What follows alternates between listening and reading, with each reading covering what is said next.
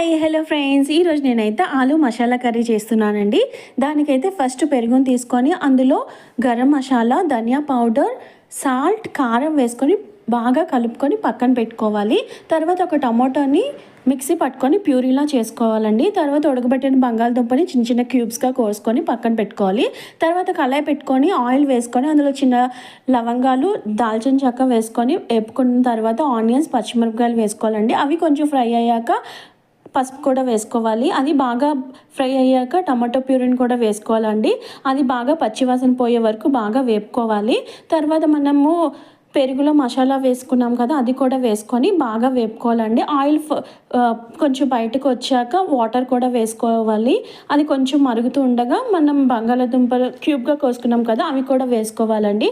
అది బాగా ఉడికాక లాస్ట్లో కొత్తిమీర వేసుకొని సర్వ్ చేసేసుకోవడమే. టేస్ట్ అయితే చాలా బాగుంది, ట్రై చేయండి.